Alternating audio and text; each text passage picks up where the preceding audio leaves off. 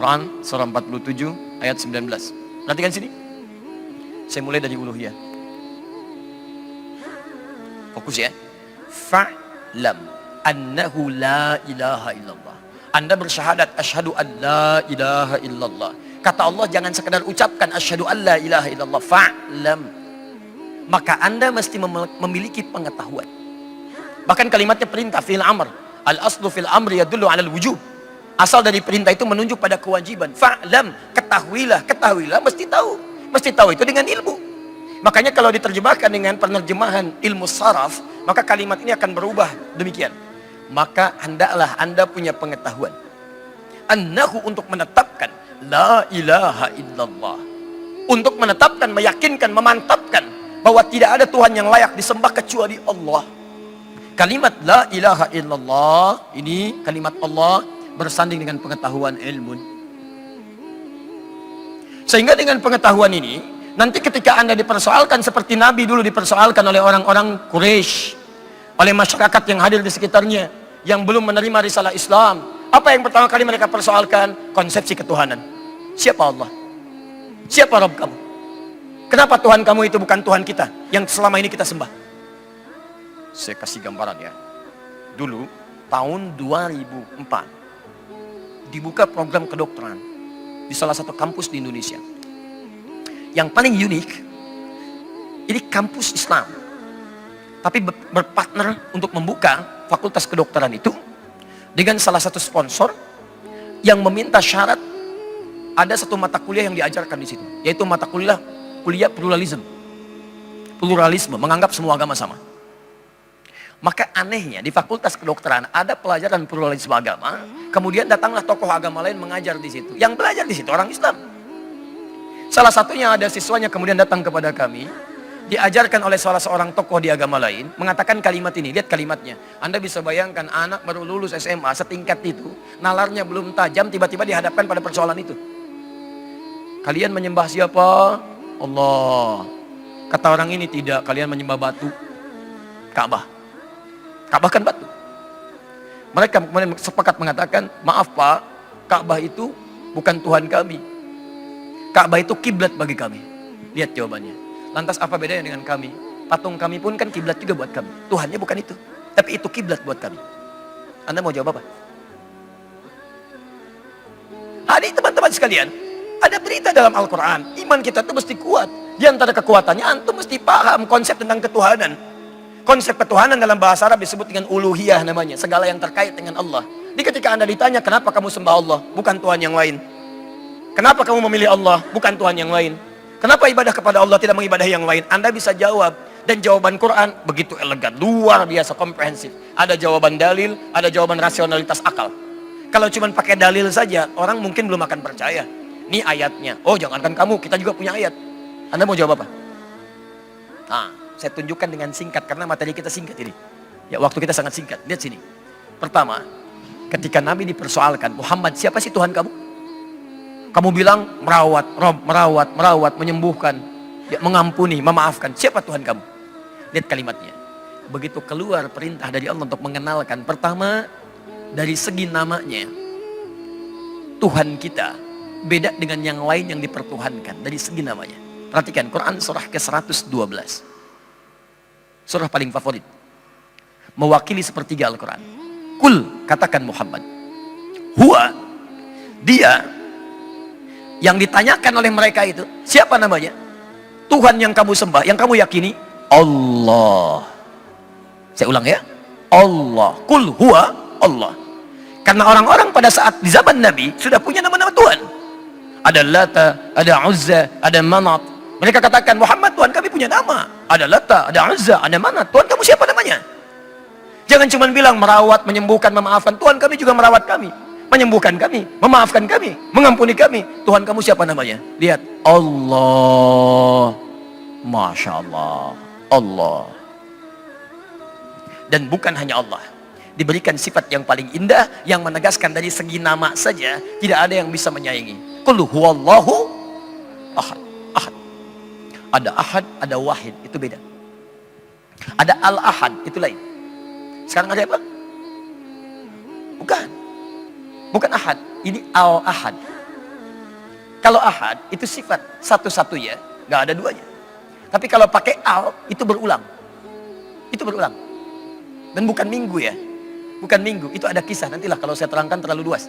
Tapi Anda buka saja bukunya pendiri Nahdlatul Ulama, Kiai Haji Muhammad Hashim bin Asy'ari, mendirikan NU 31 Januari 1926, punya 19 kitab. Anda buka kitab keduanya, namanya Risalah Ahlus Sunnah wal Jamaah.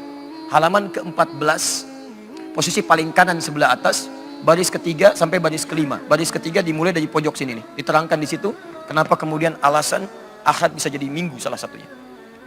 Nah, ahad, qul huwallahu ahad. Lihat, ada ahad, ada wahid. Kalau wahid itu satu, mungkin ada dua. Satu, dua, tiga. Wahid, itsnain, thalatha, arba'a, dan seterusnya. Tapi kalau ahad, satu yang tidak ada duanya. Satu yang tidak ada duanya. Sekalipun dikurangi akan kembali kepada yang satu. Karena nggak akan pernah ada dua di antara yang lain. Tapi kalau disebutkan wahid, akan berpeluang ada yang kedua, ketiga. Karena itu setiap disebutkan kalimat wahid, mesti melekat kalimat ketuhanan. Untuk mengikat yang wahid ini tidak kembali kepada yang lain. Wa ilahukum ilahu, harus pakai kata ilah. Wahid harus menggunakan kata ilah. Tapi setelah menggunakan kata ahad, tidak harus menggunakan kata ilah. Karena ahad itu hanya akan kembali pada yang satu. Lihat sini, saya bandingkan. Sekarang saya hapus. Bismillah. Tahan, saya lebih tahu mana yang harus dihapus ya. Insyaallah, bismillah. Antum. Baik. Insyaallah, iman antum kuat ya. Masya Allah. Fokus Bapak dan Ibu sekalian, sebelum tulisan ini menjadi gaib. Bismillah. Awas dalam tanda petik ya. Perhatikan sini. Siapa namanya? Qul huwa Allah. Sifat nama saja. Ini dari segi nama nih, lihat, dari segi nama. Namanya sangat spesial. Dengan nama ini jelas menunjukkan Tuhan, karena beda dengan nama-nama lain yang dipertuhankan. Saya ingin ingatkan dari sekarang, dan kajian ini tersambung live, pemirsa dimanapun Anda berada, saya tegaskan, ini kajian ilmiah. Berisi perbahasan-perbahasan ilmiah. Jadi kalau nanti ada hal yang tidak sepakat, dipersoalkan, mari persoalkan secara ilmiah. Dan saya siap berdiskusi. Oke? Jangan sampai nanti sedikit-sedikit, wah dipersoalkan jadi tersangka saya besok, gitu kan? Nah, kita lihat dulu, yuk kita lihat. Lihat sini ya, sifatnya ahad. Ahad itu satu-satunya, bukan hanya melekat pada sifat tapi pada nama. Jadi kalaupun ini dikurangi satu, hanya akan tetap kembali pada esensi yang sama. Saya mau turunkan, misal nama-nama yang dipertuhankan, misal untuk perbandingan saja. Dan silahkan bagi yang meyakininya itu kembali pada masing-masing. Karena dalam Islam ada kaidah. Quran surah kedua ayat 256, paling kiri sebelah bawah. La ikraha fid din. Tidak boleh paksa orang untuk memeluk ad-din. Apa itu ad-din? Quran surah 3 ayat 19. Inna ad-dina indallahil Islam. Gak boleh paksa orang masuk Islam. Jadi gak ada kaidah di kita baik secara kasar ataupun halus. Gak boleh secara halus kasih orang Indomie supaya masuk Islam. Kasih orang uang supaya masuk Islam. Gak boleh. Apalagi memaksa. Todongkan pedang, todongkan ini itu gak boleh. Haram hukumnya. Hati-hati ya, Anda paksa orang masuk Islam dengan senjata, haram, Anda dosa. Dosa Anda. Maka dari itu saya ingin tegaskan, yang isu-isu muncul sekarang, tembak orang, bunuh orang, bom orang, supaya menegakkan nilai-nilai keislaman, saya katakan itu keliru. Tidak sesuai dengan konsepsinya. Jadi kejadian Pak Herman, di Jalan Tamrin itu, meledak bom. Setelah itu saya berangkat ke Lampung. Pertanyaan pertama sampai Lampung, Ustadz, apakah bom di Jalan Tamrin jihad fisabilillah? Pak, sependek pengetahuan saya, jihad fisabilillah itu jihad di jalan Allah, bukan di Jalan Tamrin. Agak beda. Ayo sini, kembalikan. Sini. Misal ya, saya tuliskan misal Yesus. Misal saja, misal Wisnu, misal saja. Oke, yuk kita bandingkan. Dan silakan masukkan nama-nama lain yang ingin dimasukkan. Kita cek. Ahad, sifat Tuhan itu mesti beda dengan sifat makhluk. Jadi nggak mungkin sama. Awas hati-hati, nggak mungkin sama. Jadi kalau Tuhan sifatnya sama makhluk, lantas apa bedanya Tuhan dengan makhluk? Harus beda. Ingat, itu konsep pertamanya. Maka Allah kenalkan dari nama dulu. Perhatikan, nama yang melekat pada Tuhan mesti beda dengan makhluk. Setiap dihilangkan hurufnya kembali pada nama yang sama. Esensi yang sama. Yuk lihat, Allah. Saya ingin menghapus sekarang huruf ini, hamzahnya, hamzah wasal. Yuk kita hapus. Baca. Lillahi ma fis samawati wa ma fil ardh. Kembali kepada Allah. Saya hapus satu yang ini sebagai bandingan. apakah menunjuk pada makna yang sama? Nah, silahkan pahami sendiri. Saya hapus lagi satu. Lam pertama dihapus, otomatis tasdidnya dihapus. Baca. Lahu mulkus samawati wal ard. Kembali kepada Allah. Saya hapus ini. Dan kalimatnya semua ada di Quran. Lillah ada. Lillahi ma fis samawati wa ma fil ard. Lahu ada. Lahu mulkus samawati wal ard. Di sini silahkan cek di semua kitab suci yang dianggap suci yang terkait dengan nama-nama Tuhannya. Apakah ketika dihapuskan namanya, ada yang dihapus namanya dan kembali pada zat yang sama? Tidak akan pernah ditemukan. Saya hapus. Kita samakan. Ini dua, ini dua. Amerika Serikat. Ini ormas Islam terbesar. Saya hapus jadi satu. Baca. Hu itu bentuk wakaf dari kata huwa. Huwa. Allahu la ilaha illa. Ketika Anda baca huwa, kemudian berhenti di huwa, maka A-nya tidak dibaca. Anda akan baca u. Allahu la ilaha illa hu.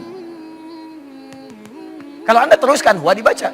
Allahu la ilaha illa huwal hayyul qayyum. Wal hayyul qayyum. Wa-nya bunyi. Tapi kalau Anda kemudian wakafkan di situ, di kalimat huwa-nya, Quran surah kedua ayat 255 dikenal dengan ayat kursi itu. Allahu la ilaha illa hu. Wa-nya nggak bunyi. Jangan terlampau soleh. Huwa, tidak. Hu. Nah, ketika Anda tanya, siapa hu di situ? Huwa. Siapa huwa di situ? Kembali ke Quran surah 112. Kul huwa Allah. Kul huwa, katakan yang disebut huwa, dia itu Allah. Ketika Anda sebutkan siapa hu di sini? Huwa Allah. Kul huwa Allah. Huwa itu Allah. Saya hapuskan lagi. Sampai bingung mana penghapusnya. Lihat. Nih, saya hapus jadi satu. Baca.